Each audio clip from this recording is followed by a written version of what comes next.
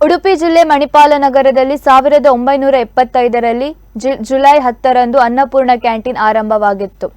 Hotel ಉದ್ಯಮ ಮತ್ತು ಸಾರ್ವಜನಿಕ ಒಡನಾಟ ಆರಂಭಿಸಿ 50 ವರ್ಷ ಪೂರ್ಣಗೊಂಡ ಹಿನ್ನೆಲೆಯಲ್ಲಿ ಹೋಟೆಲ್ನ ಗ್ರಾಹಕರು ಸಾರ್ವಜನಿಕರಿಗೆ ಫ್ರೀ ತಿಂಡಿ, ಫ್ರೀ ಊಟ ವಿತರಿಸಿದರು. ಮಣಿಪಾಲ ಪೈ ಕುಟುಂಬದ ಮತ್ತು ಉದ್ಯಾವರ ರಾಘವೇಂದ್ರ ಕಿಣಿ ಕುಟುಂಬ ಸಹಕಾರದಿಂದ ಆರಂಭವಾದ ಕ್ಯಾಂಟೀನ್ ಅನ್ನು ನಾರಾಯಣ ಪ್ರಭು, ಮಾಧವ ಪ್ರಭು, ವಸಂತ ಪ್ರಭು, ದೇವೇಂದ್ರ ಪ್ರಭು ಎಂಬ ಸೋದರರು ನಡೆಸಿಕೊಂಡು ಬಂದಿದ್ದಾರೆ.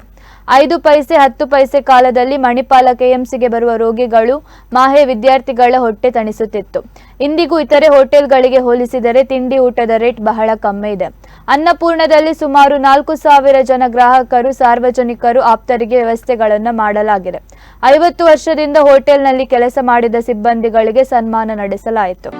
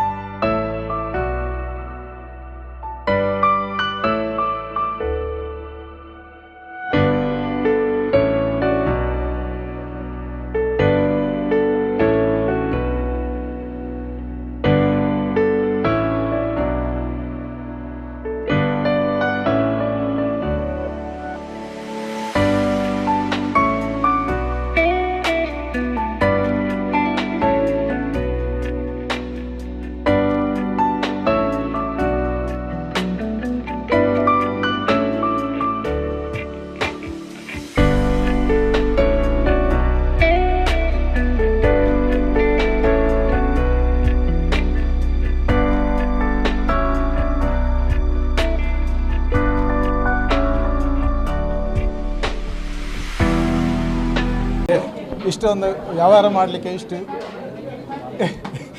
ಇದೆಲ್ಲ ಮಾಡಲಿಕ್ಕೆ ಸಹಕಾರ ಕೊಟ್ಟದ್ದು ಪೈ ಫ್ಯಾಮಿಲಿ ಮತ್ತು ಅವರ ರಾಜೇಂದ್ರ ಅವರು ನಮ್ಮನ್ನು ಕರೆದು ಅವ್ರ ಧರ್ಮಕ್ಕೆ ಹೋಟೆಲ್ ಮಾಡಿದ್ರು. ಒಂದು ಪೈಸೆ ಇರಲಿಲ್ಲ ನಮ್ಮ ಹತ್ರ. ಅವರೇ ಹೋಟೆಲ್ ಮಾಡೋ ನಾವು ಹೇಳೋ ನಮ್ಮ ಹತ್ರ ಏನು ದುಡ್ಡಿಲ್ಲ, ದುಡ್ಡು ನಾನು ಹಾಕ್ತೇನೆ ಹೇಳಿದರು.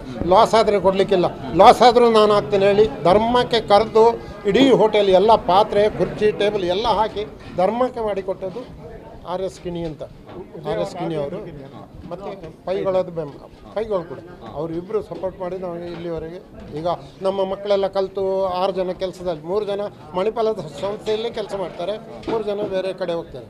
ಅವರಿಗೆ ಇಷ್ಟೆಲ್ಲ ಸಹಾಯ ಮಾಡದಿದ್ದರೆ ಮಕ್ಕಳೆಲ್ಲ ನಾವೆಲ್ಲ ಹೋಟ್ಲಲ್ಲೇ ಕೆಲಸ ಮಾಡ್ತೀವಿ, ನಾವೆಲ್ಲ ಹೋಟ್ಲಲ್ಲೇ ಕೆಲಸ ಮಾಡಬೇಕಿತ್ತು.